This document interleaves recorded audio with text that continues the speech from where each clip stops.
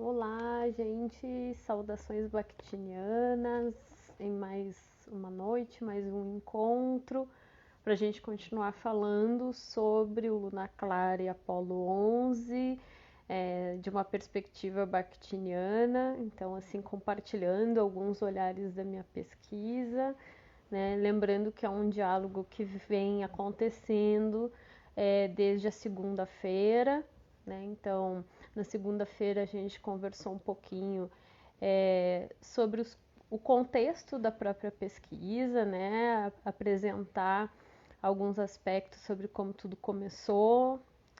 Olá, seja bem-vinda, Yara. É Yara, né? Então eu vinha falando aqui para quem está chegando aos pouquinhos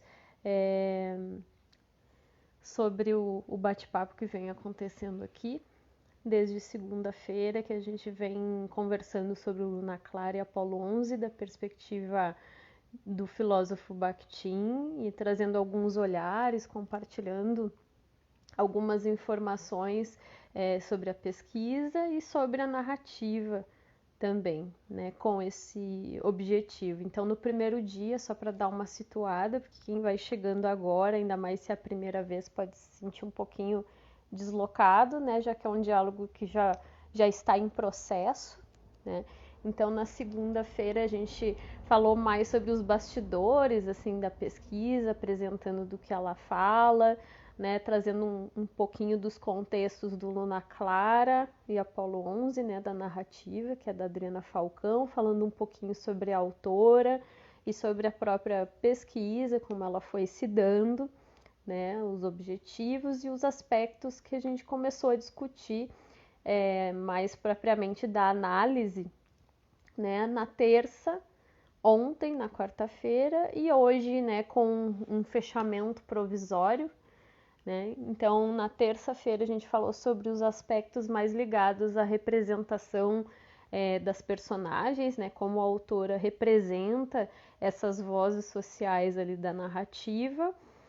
Ontem, a gente falou sobre alguns aspectos que dizem respeito a como a autora dialoga com os outros no romance, né? Então, tanto com as personagens quanto com o leitor, né? Então, vários aspectos bem interessantes. E hoje, que seria o último dia, inicialmente o último dia, mas eu sempre digo provisório porque o diálogo nunca cessa, né? A gente sempre continua tendo que falar, até porque nós teremos no dia 4 de julho, no sábado, eu sempre faço esse reforço desse lembrete, né? Que a Adriana Falcão, a autora, Luna Clara e Apolo 11, de várias outras obras que a gente já vem falando aqui também, vai estar também no bate-papo com a gente, né? Como eu disse, de carne e osso, conversando, que é um privilégio, uma grande honra, né? Então, no dia 4 de julho, sábado. Então, de certa forma, esse diálogo ajuda a gente a ir, como eu sempre estou dizendo, né? A ir se preparando para esse momento, né, especial com ela.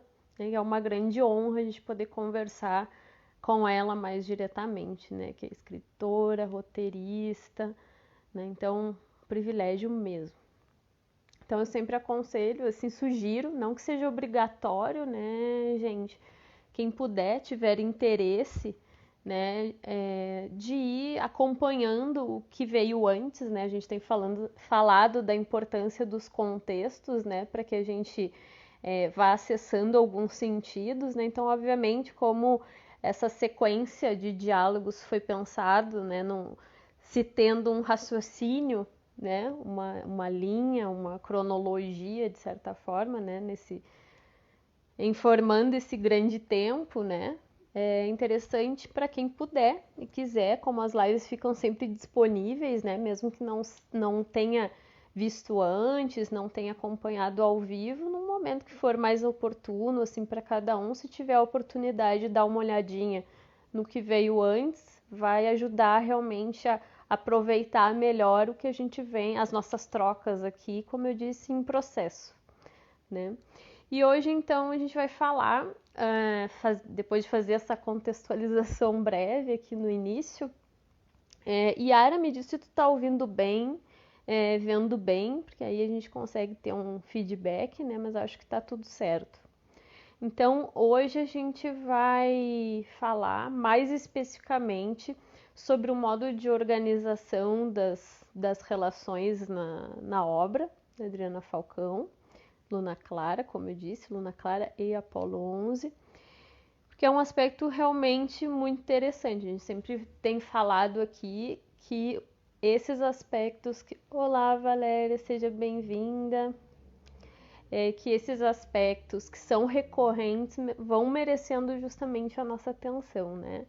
Então, a gente veio falando do nome, das personagens, né? E do que esses nomes representam em termos de olá, sejam bem-vindos, chegando. Aos pouquinhos a gente vai chegando, né?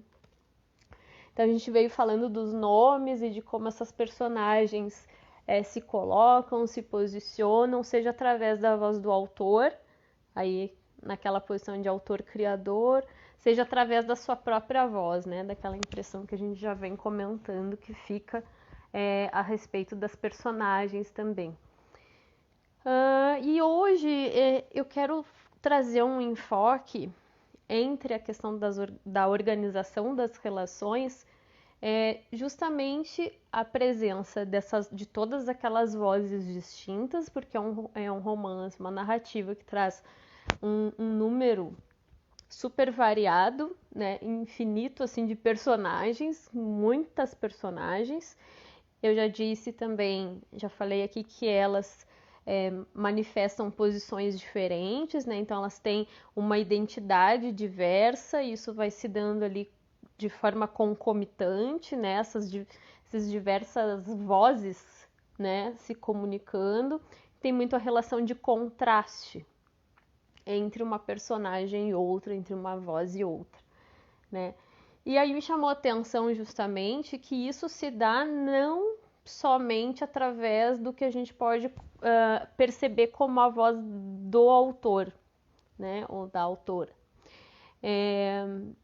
Por que eu digo isso? Porque aparece esses traços, né, identitários assim da personagem, da voz dela, dessa ideologia que ela expressa, através da própria voz da personagem.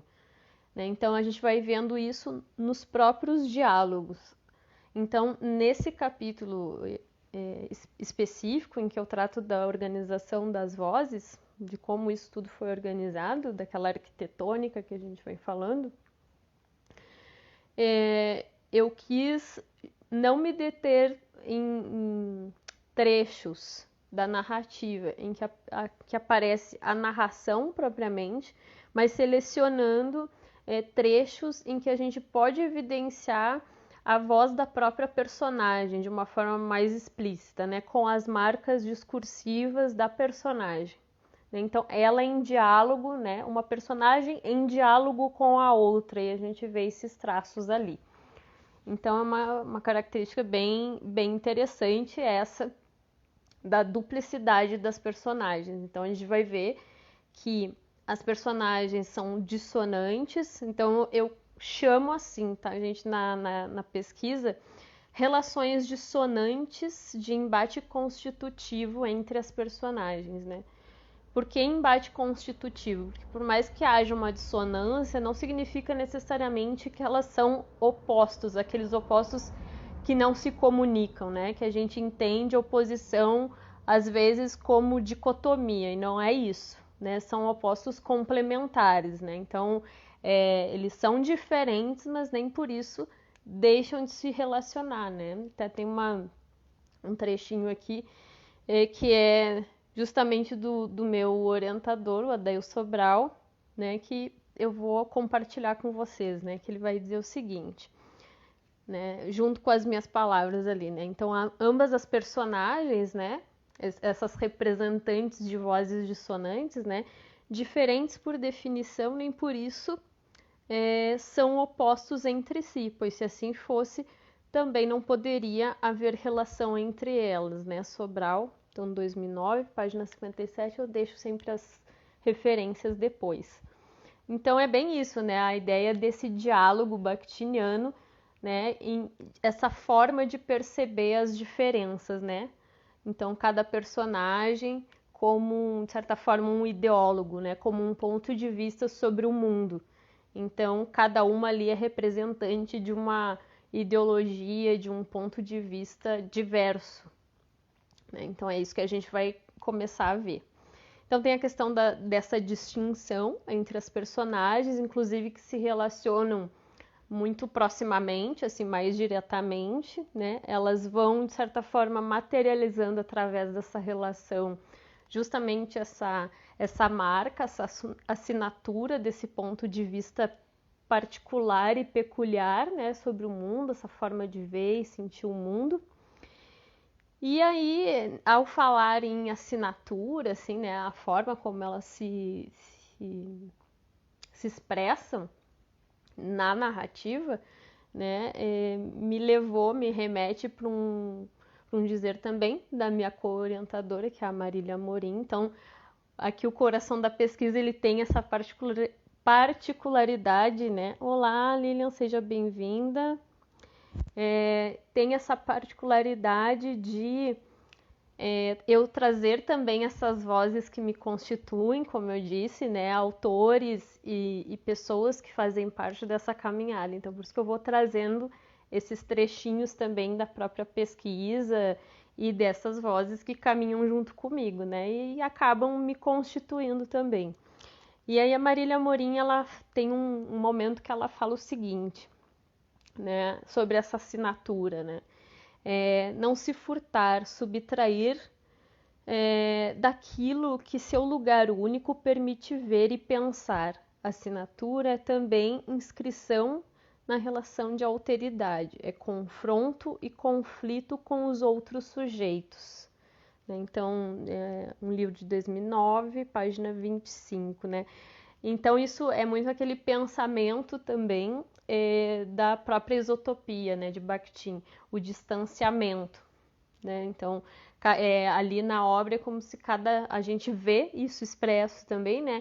Cada personagem, ela vê aquilo que a outra não tem a capacidade de ver, de perceber, e vice-versa, né? Então, essa possibilidade dupla, né? Quando a gente mesmo, a gente pensa na vida, né? É assim, a gente se relaciona com as pessoas e às vezes a gente tem uma autoimagem que nem sempre condiz com a imagem que o outro faz da gente, né? Vocês estão aí vendo coisas que eu, da minha posição, não posso ver a meu respeito, e assim né? É esse jogo. Então, a isotopia, esse distanciamento de si mesma, é disso que se trata, né? E é isso que a gente vai vendo através ali da relação das personagens e que eu vou ir compartilhando os trechinhos do livro, como eu disse, porque nada melhor do que a gente acessar a própria narrativa para ter mais clareza dessa atmosfera, né? Então isso possibilita, como eu digo sempre também, quem conhece já Luna Clara e Apolo 11 pode revisitar, né, através desse olhar que eu estou propondo aqui, dessa troca, e quem não conhece também pode ter um pouquinho mais noção, mais ideia, né, do que a gente está tratando aqui, de alguns assuntos e olhares, né, que a gente pode depreender ali, que a gente pode acessar na obra. Então, eu vou pedir aqui só um minutinho, gente, que eu vou abrir Tô aqui com uma assistência hoje para tentar acessar aqui os trechinhos da narrativa especificamente. Gente, vão falando se vocês puderem, se estão ouvindo bem, se estão vendo bem. E se tiverem alguma pergunta, algum comentário, podem fazer a qualquer momento que eu vou acompanhando aqui, tá? Fiquem bem à vontade.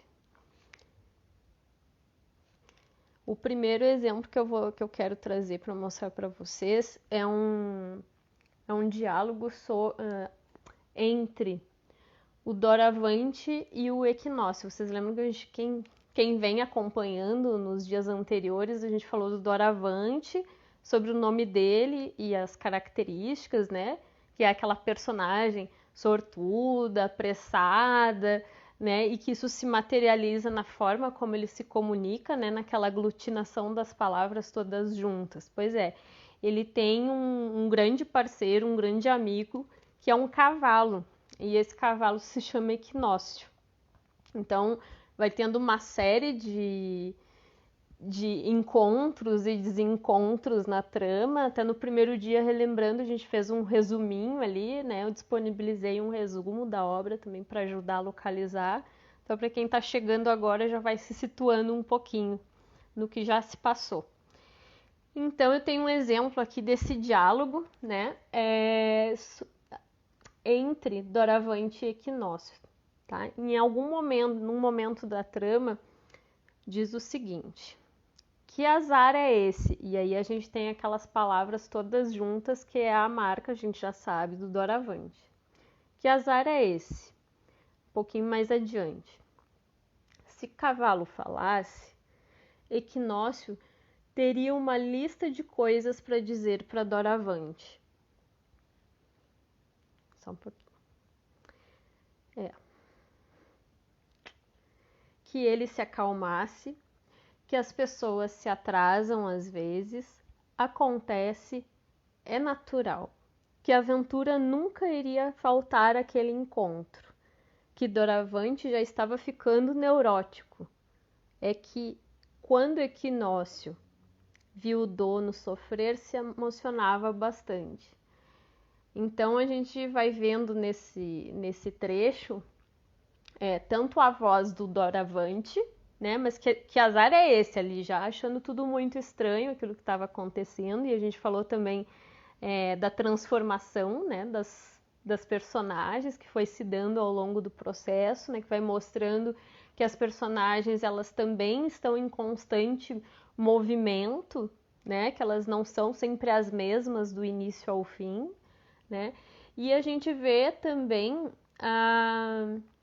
a voz do Equinócio, então como essa criatura que tem já uma outra configuração diferente do Doravante, né? Então que ele pensasse, se cavalo falasse, e aí quando aparece se cavalo falasse, se cavalo pudesse falar, a gente tem aí a voz do autor-criador, é a marca discursiva do autor-criador, para dar voz ao Equinócio.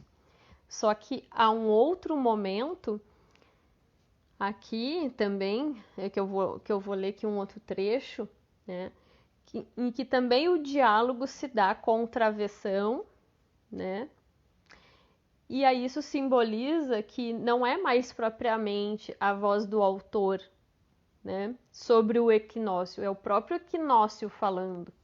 Então, vocês reparam? Oi, Mauro, tudo bem? Seja bem-vindo. Quem está chegando agora? Jaque, Tavo, que eu estou vendo que estão chegando, Scarlett, sejam bem-vindos. Então, a gente vai vendo que não é só, como eu disse, a voz do autor-criador dando voz à personagem, a própria voz da personagem também se colocando e reafirmando essas características.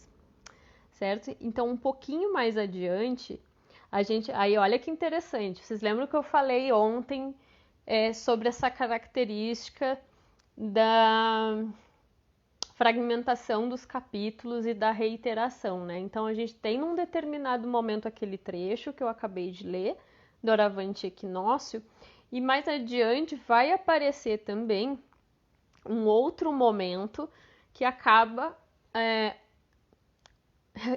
retornando a isso, justamente aquele diálogo, só que de uma outra forma, de uma forma diferente. Vou ler aqui para vocês. Aí a gente tem um bloco de fala do Doravante, porque são todas, é até difícil de ler, gente, como eu disse, porque o Doravante se pronuncia, como eu disse, juntando todas as palavras, é como se fosse uma hashtag, realmente. Aí a gente vê que ele estava apressado realmente, lá é uma personagem lá de 2002, então imagina, ele escreve tudo juntinho, né? Já estava à frente mesmo, né? Apressado, à frente do seu tempo. Então, aí ele diz o seguinte: o que será que aconteceu? Tudo junto. O que será que aconteceu? Uma desgraça? Um mal-entendido? uma ameaça, um empecilho, deve ter sido algo muito sério. Senão ela não teria seguido sem mim assim às pressas, tudo juntinho assim. Se cavalo falasse, agora o se cavalo falasse o que vem a partir disso, não existe o sinal ali de travessão, então a gente vê que aqui é a voz do autor, diferente de lá, que é se cavalo falasse e o próprio diálogo do equinócio. Vocês percebem, então, esses sinais que vão indicando que a voz muda, né? Então, a gente tem assim, se cavalo falasse, Equinócio diria que aquilo tudo era um grande absurdo, a aventura jamais iria continuar sua andança sem a presença do marido. Se a família tivesse realmente passado pela estrada, eles teriam ouvido da cabana. Aquela história estava meio mal contada. Né? Então a gente tem aí a voz do autor criador também se relacionando com Doravante e com o Equinócio, e também muito nessa posição também de uma voz, aqui no caso, né, o autor criador, de uma voz convergente, né, que não é propriamente dissonante, não é essa relação de dissonância entre que eu estou querendo evidenciar entre Equinócio e Doravante, mas é uma relação de uma certa reafirmação, né, da voz do equinócio. Né? Então, desse complemento, desse reforço que a gente vai ver um pouquinho mais adiante também como uma outra característica. Certo, gente? O que vocês acharam? Se puderem, gente, deem um feedback. O que vocês acharam desse primeiro diálogo do Doravante, do equinócio? Se tá fluido aí, se vocês estão conseguindo ter uma noção do que está sendo dito aqui, se os exemplos estão ajudando a compreender, mesmo quem não tenha lido a obra ainda. Se puderem, participem e não fiquem tímidos, gente. Conversem. Vamos aproveitar aí para dialogar, tá bom? Então, um outro exemplo que eu queria trazer, ainda sobre essas relações dissonantes, né, desses duplos, essas duplicidades, né? Vocês lembram que eu falei sobre a aventura, a Divina e a Odisseia, né? A Divina e a Odisseia são as irmãs. Divina e Odisseia, as irmãs. A Divina é aquela que vê tudo, vê o mundo cor-de-rosa, vamos dizer assim, sempre com otimismo. Cor-de-rosa não, porque aí já é uma ingenuidade, né? Mas otimista, bem-humorada, Odisseia, como o nome já sugere, vê tragédia em tudo, já pensa no pior, já exagera a proporção dos fatos, né? E a aventura, então, como o nome sugere, é essa outra irmã, né, que tem suas particularidades aí e que vão ressoar, vão combinar de forma especial com esse nome dela, com a aventura, né? E aí o pilhério, o papagaio, né? Lembram? Então, tem um trechinho que diz assim: quando o pilhério não voltou de Desatino do Norte no dia seguinte, Odisseia ficou preocupadíssima. E se alguma desgraça aconteceu com ele? Divina até riu. O descarado está namorando por aí. Lembra quando ele ficou uma semana desaparecido em plena floresta amazônica, namorando todas as papagaias que existem na fauna? Mas a aventura se sentia culpada. Eu mandei 1 milhão de beijos para Doravante e essas coisas demoram, foi isso. Então vocês veem, gente, então, cada personagem ali com uma maneira distinta de se relacionar com aquela situação, né? Então a Odisseia só podia mesmo, né, como o nome dela sugere, pensar na pior hipótese, né? A Divina fazendo piada, né? Tratando a situação até com uma certa banalidade, com naturalidade, super tranquila, e a aventura, como é próprio da aventura, se culpando por ter se aventurado e com esse olhar extremamente apaixonado, zeloso, né, com a questão do doravante, com a preocupação em relação a ele. Então é um trechinho que já permite a gente ver como essas identidades das personagens se relacionam diretamente através do próprio diálogo entre elas, né? Então reforçando essa característica. E aí depois mais um trechinho que ajuda a esclarecer sobre isso, né? Aí a gente vendo como existem tantas outras personagens em que a gente vai ver que as relações se dão exatamente assim. Então são personagens muito próximas que convivem, né? Assim, convivem diariamente e são dissonantes, né? Elas têm essa forma diferente de ver o mundo e que diferem umas das outras, né? Aí a gente tem o seguinte, as 7 meninas, porque o Apolo 11 tem 7 irmãs. Vocês lembram que a gente falou lá no primeiro dia, né? Então diz assim, as 7 meninas estavam tão brilhantes de felicidade naquela noite que até arranjaram 7 namorados. Enciumadíssimo, Apolo 10 ameaçou reclamar. Filha minha não. Madrugada, que é a esposa dele, Madrugada discordou radicalmente. Não o quê? As filhas são minha também e filha minha sim. Claro, meu bem, se você prefere assim, se tinha uma coisa que ele já sabia era que para resolver discordância de mulher, o único jeito é concordar com ela. E agora, por que você não me tira para dançar? Né? Então a gente vê aí um exemplo também bem claro, né? A Madrugada é a mãe do Apolo 11, né? Com o Apolo 10, o pai, né? Então do Apolo 11, claro. E aí a gente vê a própria interdiscursividade que a gente falou aí nos nomes também, né?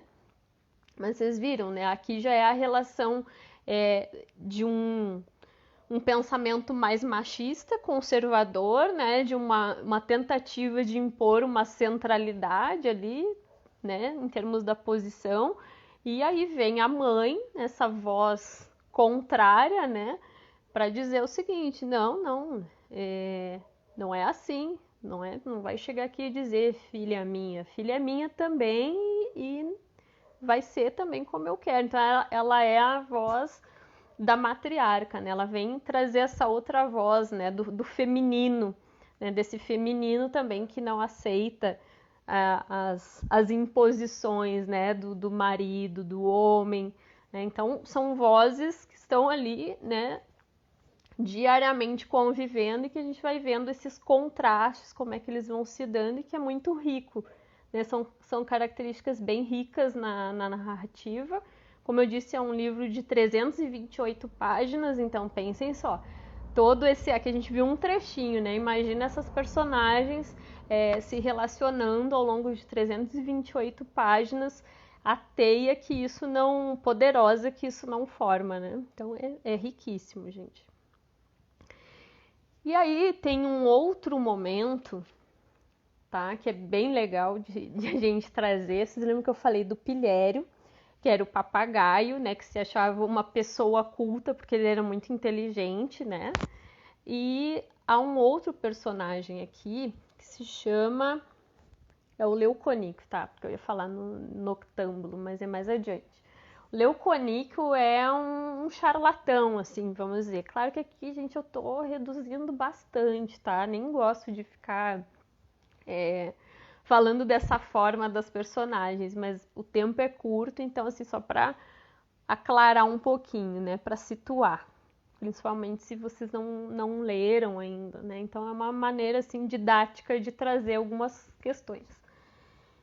Então, Leuconíquio é um charlatão, é uma pessoa que só pensa com aquele pensamento capitalista, né? E o Pilhério, ao contrário, é essa personalidade que valoriza muito a cultura, o saber, né? Então a gente vai encontrar aqui um diálogo também entre eles, como representante aqui dessas forças diferentes, né? Distintas, né? Essas vozes dissonantes, tá? Mais um exemplo. camarada ficou bastante interessado naquele papagaio tão apapagaiado e se apresentou com uma reverência. Leuconíquio Lucrécio de Luxor, inventor e importante. Olha isso. Desculpe a sinceridade, mas eu acho que sou mais importante do que o senhor. Você é parente da baronesa de Luxor? Não. Mas em compensação, sei todas as regras de acentuação, filosofia, o dicionário de trás para frente, leis de física, teoremas, a tabela periódica. Isso faz de você um papagaio culto. Importante para mim é quem tem dinheiro. Isso faz de você uma pessoa tola, o que atesta a minha teoria de que todo rico que só pensa em dinheiro é propenso à tolice. Então está provado que eu não sou tolo, eu não sou rico. O cavalheiro agora está se contradizendo. Se importante é quem tem dinheiro e o senhor não tem, então o senhor não é importante nem para si próprio. Mas eu vou ter dinheiro ainda, e muito. Quer apostar? Agradeço, mas tenho mais o que fazer. Sou pessoa ocupada e importante. Você não é pessoa, é papagaio. O maluco já estava se irritando. O único papagaio desse mundo que sabe onde está escondido o tesouro do pirata arcaico, o antigo. Nessa hora, Pilhério é quem foi tolo. Precisava ser exibido? Aceita ser meu parceiro? Leuconíquio perguntou, mas não esperou pela resposta. E aí segue, né? Mas eu acho que já é um trecho que a gente pode ver bem justamente as características que eu fui apresentando antes, né? E a pegada de humor, né? A atmosfera de humor envolvendo é bem essa dissonância, né? Essa representatividade de vozes, de ideologias entre esse pensamento capitalista, né? Do ter, né? De uma pessoa que precisa ali se autoafirmar o quanto é importante pelo que ela tem, e nesse caso até pelo que ela não tem, mas essa ambição dela, né? Com outros valores, né? Que o Pilhério mobiliza, né? Que ele não é uma pessoa, ele é um papagaio, mas ele tem um valor e ele sabe colocar esse valor, ele sabe expor isso, faz questão de expor isso, né? Mas muitas vezes não é reconhecida, então tem aquela marca, né? Que sempre falam para ele, você não é pessoa, é papagaio, mas ele se autoafirma, né? Mas trazendo isso de uma outra forma, né? Que não a do Leuconíquio, né? Então não é um olhar capitalista, é um olhar que valoriza justamente o reconhecimento dos próprios valores, né? Desse saber, da cultura, né? Desse valor íntimo, né? Não voltado para o ter, mas para o ser, né? Aquela dualidade que a gente reconhece bem na vida, né? Inclusive. Então, deixa eu só ver aqui que eu acho que tem outro exemplo legal.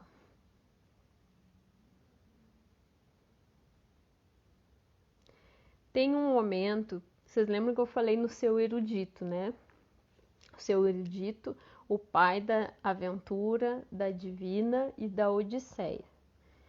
Que ele era turrão, assim, que ele fala que ele e tem o dito e pronto, né? Então aqui é mais um momento em que a gente vai ver vozes distintas, né, em combinação, assim, né? Elas convivendo de forma muito próxima, né? Esse olhar para essas diversas vozes e como elas se relacionam, né? Então diz assim: depois que se findaram todas as maneiras possíveis de fazer com que o pai falasse de novo com elas, as filhas finalmente se acostumaram àquela relação escrita.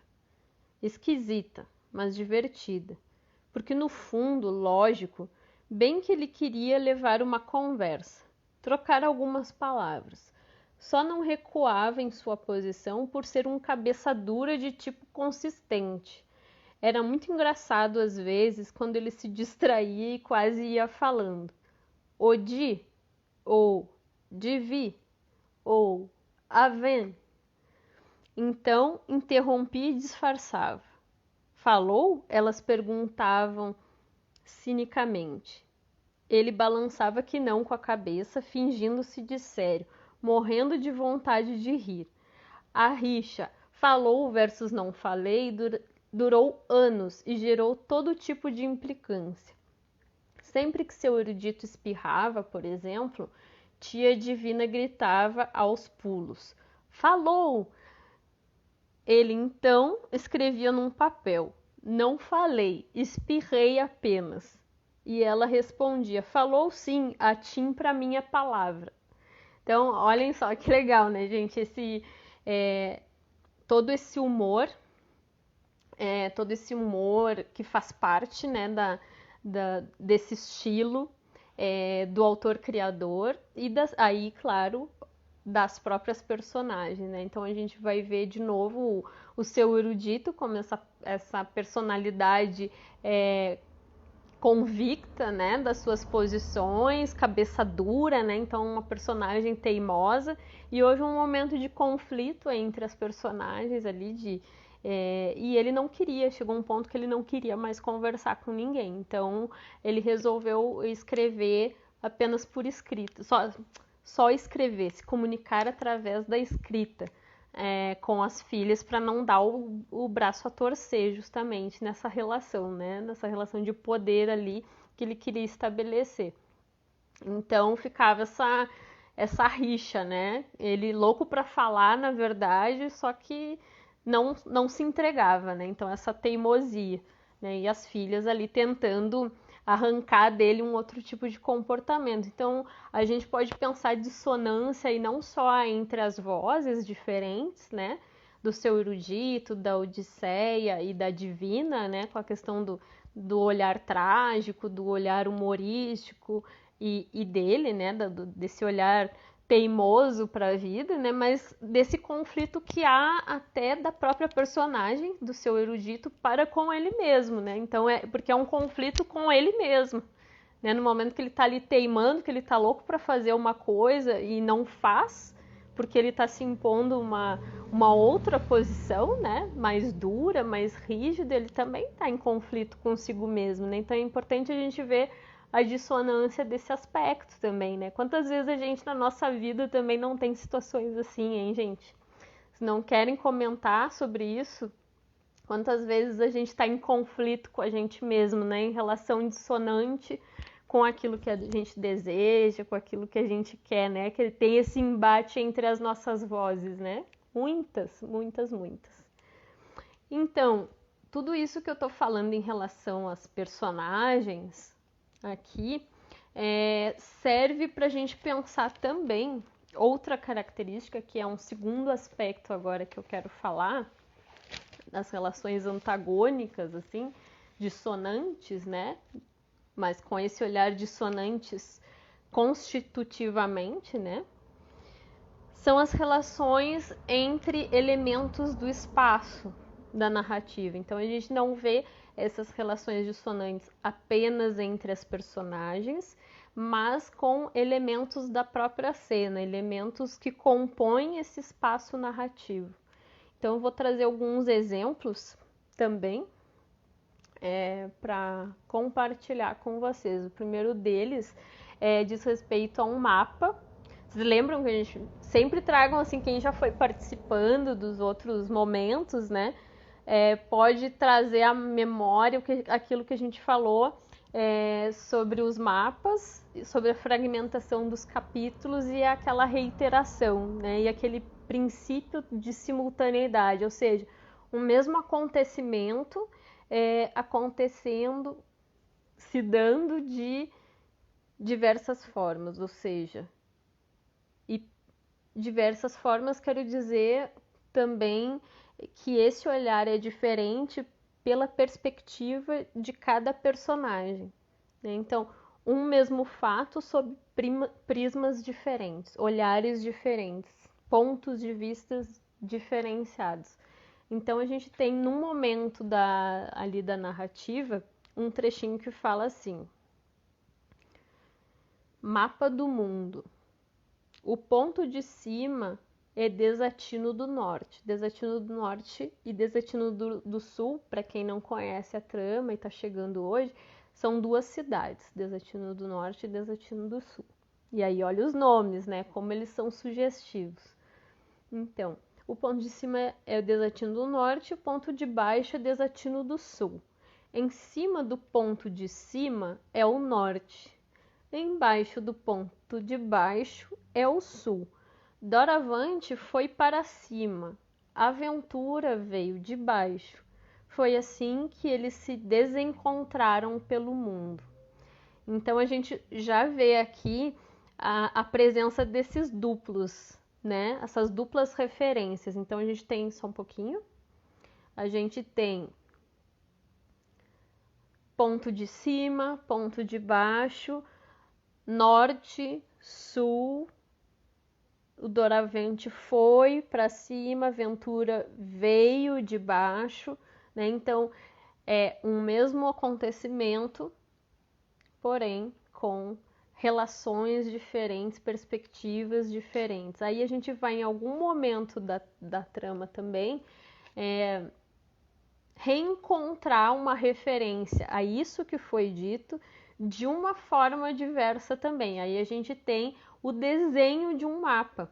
Só que isso, né, gente, aí entra naquelas questões que eu disse também, são muito interessantes na trama, de que a narrativa ela não é construída dessa forma linear, né? Esse início, meio e fim já dados, né? É como se a gente fosse construindo a própria linearidade também. A autora ela fornece informações, mas para que a gente também se articule nesse tempo da obra, né? De uma forma especial. A gente mesmo vai fazendo as relações. Então a gente tem o texto verbal ali escrito daquele mapa, só que em algum outro momento a gente vai acessar de novo essa mesma referência através só da imagem, por exemplo. E aí entra aquelas relações que eu disse, que são muito especiais também, a forma como esse autor criador trabalha com as naturezas verbal e visual, né, em termos de linguagem. Então, não entendendo o verbal separado, apartado, né, do verbal, né, o verbal e o visual separadamente, né? Então é como se a gente tirasse o verbal ou o visual, já não seria mais a mesma coisa. Então eles precisam ser lidos assim, juntos, né? É assim que eles potencializam, né, esse todo, né? Que a gente vai descobrindo, parece que junto com a autora, né? Então a gente tem, eu já tinha dito que eu tô sem aqui onde eu fiquei nesse período de pandemia sem o meu livro físico e sem a minha pesquisa impressa. Eu não sei se eu consigo mostrar o mapa, mas eu acho que eu vou tentar virar a câmera aqui. Gente, vocês estão me escutando bem?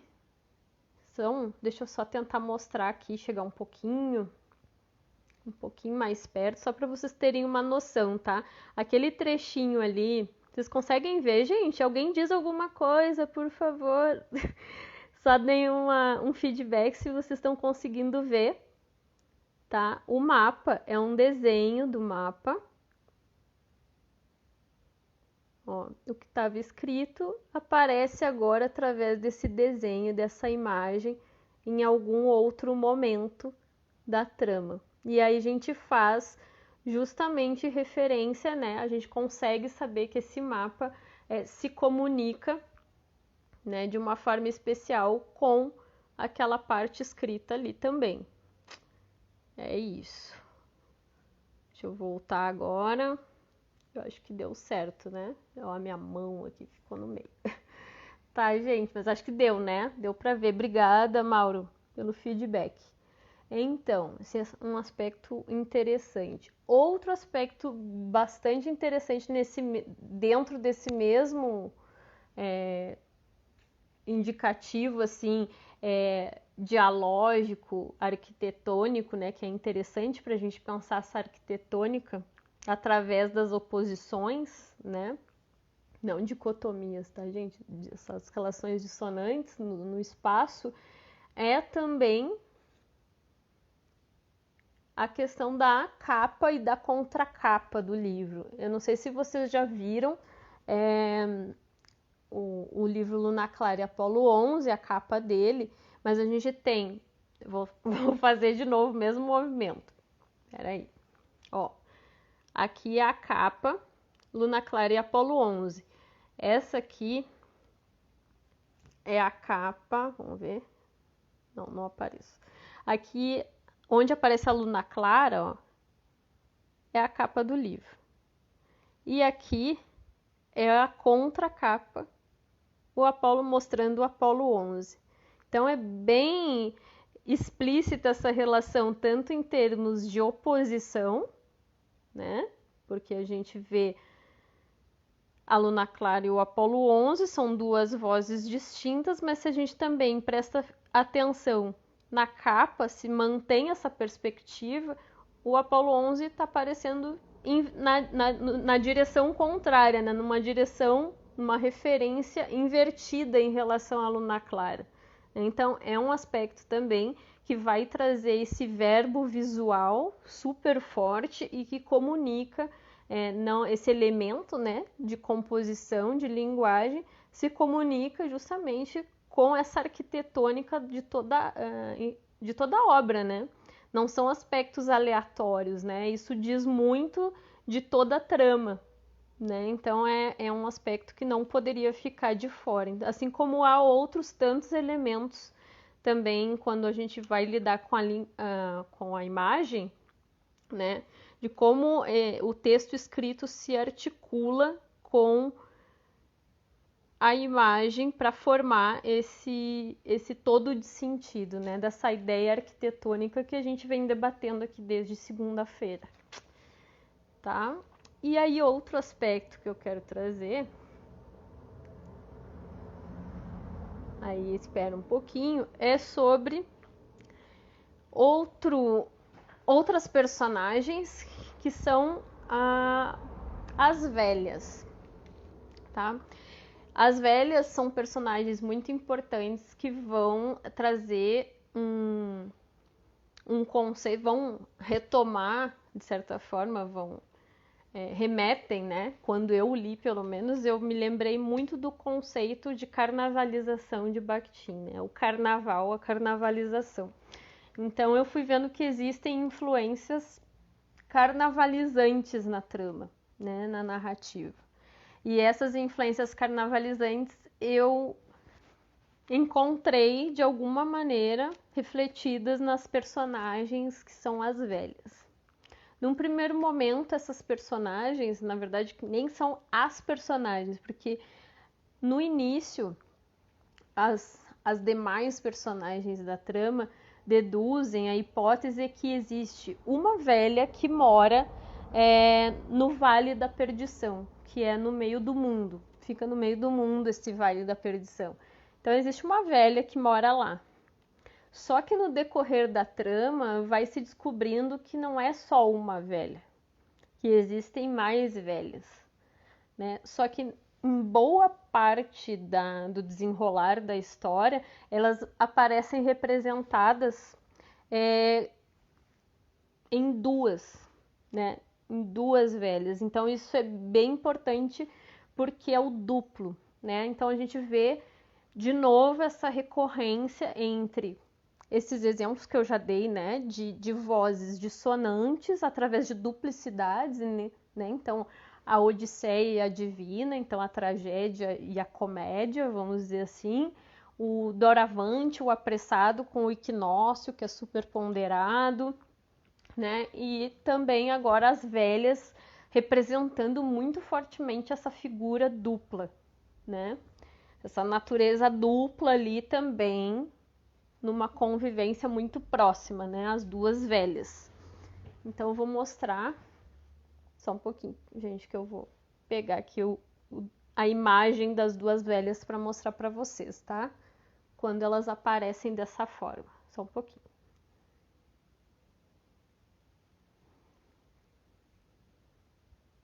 Olha só, conseguem ver aí, gente? Então, em boa parte da narrativa, as velhas aparecem assim. Vejam só, elas são idênticas, só que uma virada para um lado e a outra virada para o outro. Então a gente vai encontrar, claro, essa natureza dual, assim, oposta, não só em termos da imagem, mas em termos também de como elas se relacionam, e depois a gente vai ver um trechinho que fala sobre isso para ilustrar. Mas só queria mostrar essa imagem aqui para vocês. Conseguiram ver bem? Sim, né? Acho que é isso. Aí, voltei. Deixa eu ver, voltei. Então, eu estou tendo que improvisar aqui, gente, e mostrando as imagens. Certo? Sobre as velhas, ok. E aí nós temos também, tem antes um diálogo aí. Sobre as velhas, existe uma relação também entre dois personagens que se relacionam com as velhas, que são o imprevisto e o por acaso. Né? A gente já comentou sobre eles, são as personagens que se apaixonam um pela Divina e o outro pela Odisseia. Né? E em algum momento da trama eles se relacionam com as velhas. Né? Então tem um trechinho aqui que vai dar já um pouco dessa noção de como é que as velhas se expressam também, expressam as suas vozes aqui na Luna Clara. Então, assim, imprevisto e por acaso, as duas velhas gritavam, a de rosa e a de azul. Eu procuro para lá e você procura para cá. A velha de rosa disse para a de azul. Nada disso. Você procura para cá e eu procuro para lá, a de azul respondeu. Foi isso mesmo que eu disse. Não foi, não, senhora. Eu vou para lá, você vai para lá. Foi isso mesmo que eu disse. O seu lá é para lá ou é para cá? Para lá, a de rosa apontou para o norte. Pois então eu vou para lá. A de azul apontou para o sul. Foi isso mesmo que eu disse. Até que as duas finalmente se entenderam. Ou se desentenderam, quem sabe, cada uma foi para um lado. E o outro acontecimento estranho, inesperado, aconteceu naquela sexta-feira dos ventos, nesse instante. A nuvem preta se partiu em duas e cada pedaço de nuvem acompanhou uma velha numa proporção de uma velha por pedaço. Olha que coisa mais primorosa esse discurso, gente. Então a gente vê, vocês viram que teve a sexta-feira dos ventos, que a gente já viu em outros momentos quando a gente não estava falando sobre essas características aqui. Vocês lembram que a gente falou dos ventos, da ventania e dessa sexta-feira? Então a gente já tem, estamos falando de um outro aspecto, mas que a gente já está vendo como ele se liga a outros momentos também. Então, esse momento aqui do diálogo entre as velhas já traz essa relação caótica entre elas, justamente, né? Então, o que é o norte e o sul, para cada uma vai entender norte e sul a partir da sua posição, de como elas se colocam, né? Do posicionamento delas particular, né? Então, norte e sul é relativo para cada uma delas, né? Isso gera conflitos, né? Essas brigas, esses conflitos entre elas, até que elas se entendam, né? E a questão da chuva também na cabeça, que eu vou falar sobre isso. Então é interessante trazer a questão das velhas. Eu até acho que eu vou, gente, finalizar por aqui. Olha o tempo, passou muito rápido. Eu sempre faço aquela dobradinha quando falta tempo para não cortar a live. Passou realmente muito rápido e eu ainda tenho elementos que eu quero trazer para a gente finalizar, né? Porque estamos fechando hoje o nosso bate-papo, assim, provisoriamente, pelo menos, né? Talvez até eu queira voltar a falar sobre alguns aspectos antes do dia 4 do encontro com a Adriana Falcão, que vai acontecer no sábado, como eu disse. Mas vou finalizar por aqui para não dar esse corte, tá? E sigo falando sobre as velhas E um último aspecto que eu ainda quero abordar e trazer alguns exemplos que eles são importantes também para a gente aproveitar melhor o nosso momento especial também com a Adriana Falcão e para dar um fechamento provisório às ideias que eu fui discutindo aqui. Então, convido quem puder ficar, quem puder permanecer, que siga. Eu vou só disponibilizar como praxe, né, essa live e já dou sequência ao diálogo para que a gente continue e finalize ele, não de maneira tão abrupta assim, tá bom? Então nem vou seguir falando aqui sobre as velhas e a influência carnavalizante para que o pensamento não seja cortado, então eu sigo lá, tá? Espero vocês, vai ser um prazer se vocês forem nos acompanhando já ao vivo também, tá bom? Se não, não se preocupem, vou deixar disponibilizado aqui os diálogos todos. Até loguinho. Tchau, tchau, gente. Obrigada.